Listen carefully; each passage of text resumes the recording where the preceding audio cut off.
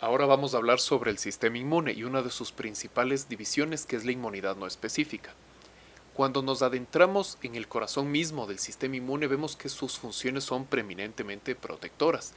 Ahora, si bien es cierto, asociamos a las mismas a la que se nos brinda frente a microorganismos patógenos, el sistema inmune es bastante más que esto, nos protege de otras amenazas, entre las que se incluyen, aunque no se limita a toxinas, sustancias alergénicas y también células tumorales.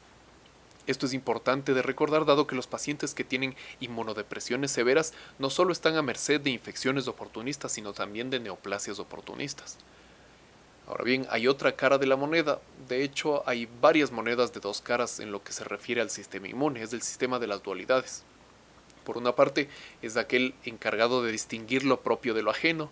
Por otra parte, hay varias maneras en que se puede dividir o subdividir al sistema inmune, como dividirlo en una inmunidad general versus una específica, es decir, una parte del sistema que se encarga de hacer frente a una serie de amenazas que comparten características comunes, y otra que se dedica a atacar a ciertos microorganismos muy particulares.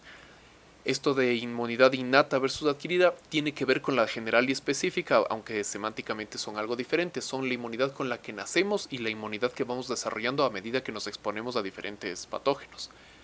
La inmunidad no adaptativa versus adaptativa tiene que ver con estos últimos conceptos también.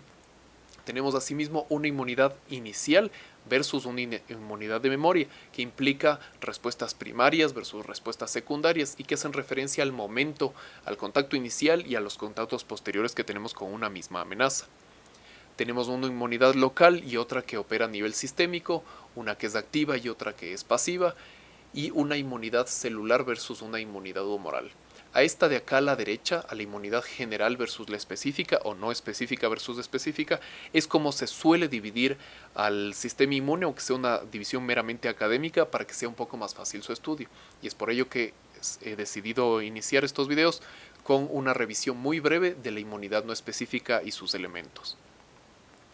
En general hablamos de los elementos de la inmunidad específica como aquellos que son de barrera, aquellos humorales y aquellos estrictamente celulares. Dentro de los elementos de barrera de la inmunidad no específica tenemos a la piel, que es la barrera por excelencia, y a las mucosas, con las cuales la última se continúa. La piel tiene uniones celulares especiales, tiene una continuidad a lo largo de toda la superficie de nuestro organismo y posteriormente se continúa con las mucosas, y un mecanismo de descamación que ayuda a su efectividad como barrera. Vamos a ver cómo sucede esto. Las células más basales de la piel tienen uniones que hacen que sea muy difícil para un patógeno atravesarlas e introducirse en nuestro organismo. Estas uniones permanecen por toda la continuidad del sistema tegumentario. Y finalmente la descamación, que la podemos ver acá, se lleva a los microorganismos y a las toxinas que están en la capa más superficial. Es como que se limpiara de adentro hacia afuera la piel. Las mucosas tienen los mismos métodos de barrera o los mismos elementos en su función de barrera que la piel, pero además tienen otros adyuvantes. Estos otros adyuvantes operan en la superficie de las mucosas en ciertos órganos específicos. Y son, por ejemplo, el pH, que es un pH más ácido en la piel, por ejemplo, y que además tiene una cantidad importante de ácidos grasos y ácido láctico, que son bacteriostáticos, y ni se diga el pH que tenemos en la cavidad gástrica, que es extremadamente ácido.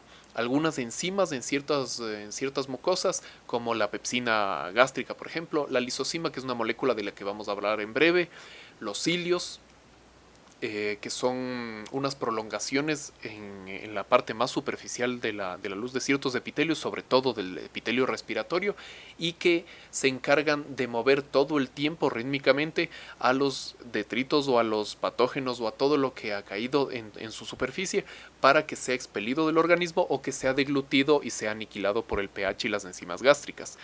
Estos cilios están importantemente ayudados por una capa muy espesa de moco que los recubre y los tapiza y hace que sea más efectiva su función. Esto en cuanto a los elementos de barrera. Ahora, en lo que se refiere a los elementos acelulares de la inmunidad no específica, es decir, las moléculas o la inmunidad humoral, tenemos una división que se suele hacer para que sea más fácil su estudio, que es dividirlas en sustancias secretadas, es decir, que se secretan en cierto momento y a demanda, y otras que están solutas en los líquidos corporales. Esta división no es estrictamente excluyente la una de la otra, pero suele ser útil para el estudio. Entre las principales moléculas secretadas tenemos a las citocinas, dentro de las cuales hay algunas que son quimoquinas, es decir, que reclutan células inflamatorias a los sitios donde se necesita. Los derivados del ácido araquidónico como prostaglandinas y leucotrienos, y la histamina. Estas principales 4 de acá arriba son las que median muchos de los efectos que vemos en la inflamación, como son la vasodilatación y el aumento de la permeabilidad capilar, que condicionan el edema y el calor local. También son responsables del prurito y del dolor asociado a la inflamación. Tenemos también por otras partes a la RNasa, DNasa y las proteasas, cuyos nombres son descriptivos, son enzimas que rompen material nucleico y proteínas de los microorganismos. Por otra parte tenemos a sustancias solutas como la lisocima, que es una sustancia que se encarga de desnaturalizar al ácido N-acetilneuramínico y a la N-acetil beta-D-glucosamina, que son los principales componentes de la quitina. Un biopolímero muy abundante y que está presente en la superficie de ciertos parásitos, sobre todo los parásitos grandes de los helmintos y bueno, también de los insectos, crustáceos, etc. Tenemos quitinasas que cumplen funciones similares. Tenemos a las pentraxinas como el componente P amiloide del suero y la proteína C reactiva, que es muy importante y que esta última tiene que ver con la activación del complemento. Tenemos a las ficolinas, que también son activadores del complemento por vías similares a la vía de la lectina. Defensinas, que forman poros en los microorganismos y lo hacen estallar por el gradiente osmótico. Y finalmente el complemento. El complemento es una de las sustancias más interesantes de la inmunidad no específica y comprende una serie de reacciones que se dan en la superficie celular. El complemento comprende una serie de sustancias que están circulando todo el tiempo en los líquidos corporales, pero no se activan en nuestras células porque nuestras células producen un inhibidor del activador del complemento.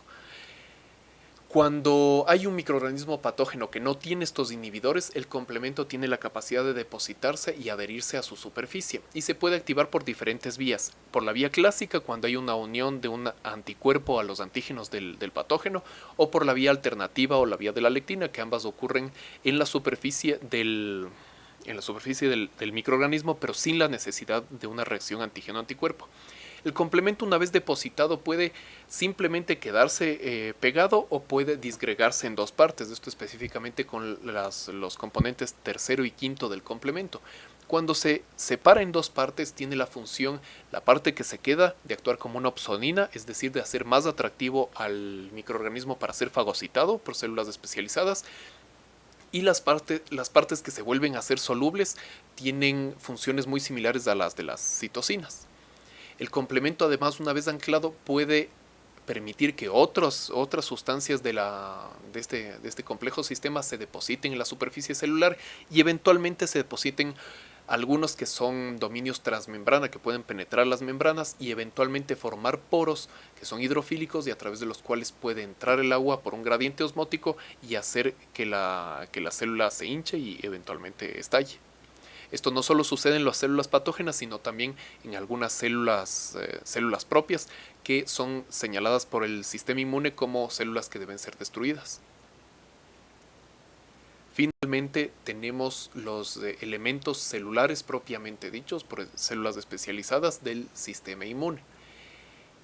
Cuando estudiamos a los métodos, más bien dicho a las estructuras celulares, hablamos por una parte de los mecanismos que usan y por otra parte de los agentes implicados. En cuanto a los mecanismos, tenemos esto que se menciona muy frecuentemente en la literatura, que son los PAMP versus los PRR. PAMP es la abreviación de las palabras inglesas que significan patrones moleculares asociados a patógenos, y PRR, receptores de reconocimiento de patrones. Los PRR son receptores muy genéricos, esto es no específico, esto es un poco redundante, es decir, que pueden reconocer a un gran número de patrones moleculares asociados a patógenos. Son arcaicos, se han conservado filogenéticamente a lo largo de muchas especies y se encargan, como en general el sistema inmune, de discriminar lo propio de lo ajeno. Aunque no son específicos, sí disciernen entre lo que es nuestro versus lo que no es nuestro.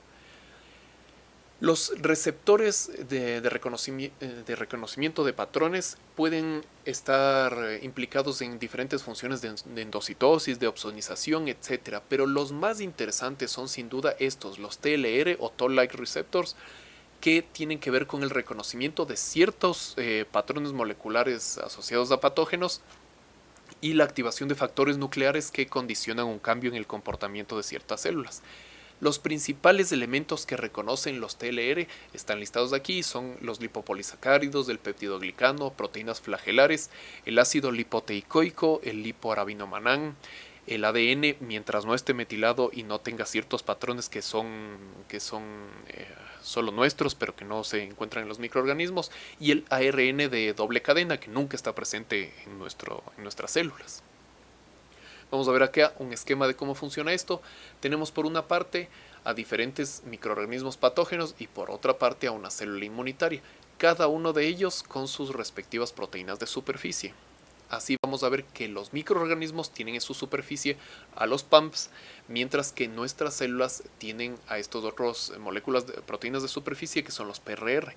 Cabe decir que los PRR no siempre son proteínas de membrana, pueden estar secretados. De hecho, la PCR es un PRR, pero está secretado, no siempre unido a una célula. Eso en cuanto a los mecanismos. Ahora, los agentes que tienen que ver con la inmunidad no específica, los agentes celulares, son por una parte el sistema mononuclear fagocítico, que tiene que ver con los monocitos y las células activadas, que son los macrófagos, y que son muy importantes tanto en la inmunidad no específica como en la específica. En la no específica porque son fagocitos muy importantes y que reconocen a una gran gama de patógenos, y en la inmunidad específica porque son células presentadoras de antígeno profesional. Esto quiere decir que portan en su superficie complejo mayor de histocompatibilidad tipo 2 que los permite presentar a los linfocitos, como veremos próximamente en otro video. Por otra parte, tenemos a los granulocitos, de los cuales mencionamos a los neutrófilos, a los eosinófilos y basófilos. Los neutrófilos son sin duda los más importantes de los granulocitos, son los que se elevan más prematuramente y son aquellas células que van a ir primero a los sitios de inflamación luego de haber sido reclutados por los macrófagos. Los macrófagos, entre las citocinas que producen factores hemopoyéticos que aceleran la génesis de neutrófilos, y por eso se produce la neutrofilia que buscamos cuando pensamos que un paciente tiene una infección. Los neutrófilos tienen maneras de aniquilar microorganismos que fagocitan, ya que son fagocitos también, que son dependientes de oxígeno e independientes de oxígeno. Las dependientes de oxígeno tienen que ver con radicales libres de oxígeno, iones de oxidrilo y peróxido de hidrógeno, y las vías independientes con una serie de enzimas tóxicas para los microorganismos. Los eosinófilos no son fagocitos, pero producen una proteína básica mayor, una proteína catiónica eosinofílica, y en general son muy tóxicos para algunos parásitos. Son muy ávidos por las células que han sido opsonizadas por inmunoglobulina E. Producen además histaminasa, por lo cual disminuyen la cantidad de histamina y hasta cierto punto son células reguladoras. Los basófilos, junto con los mastocitos, son células que producen histamina en importantes cantidades, también derivados de parinoides y otras citocinas, leucotrienos y enzimas especiales. Las células dendríticas son células también presentadoras de antígeno profesional y que están en muchos tejidos, que en general se encargan de eliminar o de ir barriendo muchos detritos celulares presentes en diferentes compartimentos del cuerpo, pero que cuando hay una zona de inflamación tienen la capacidad de coger todo lo que han fagocitado y migrar hacia los tejidos linfoides secundarios, en donde presentan el antígeno a los efectores de la inmunidad específica. Finalmente tenemos a los linfocitos NK, que son también una especie híbrida entre la inmunidad inespecífica y la específica. Morfológicamente son linfocitos, pero no tienen receptores específicos como los linfocitos T y los linfocitos B. Sí tienen receptores de inmunoglobulinas y pueden interactuar con ellos, pero sobre todo reconocen a células que no tienen el complejo mayor de histocompatibilidad tipo 1 y las lisan, como son algunas células tumorales o algunas células infectadas por virus. Secretan perforinas que hacen poros en la membrana y granzimas que entran por estos poros y causan apoptosis. Este ha sido una revisión muy rápida del sistema inmune y la inmunidad no específica. No olviden suscribirse a través de las redes sociales de Facebook y el canal de YouTube.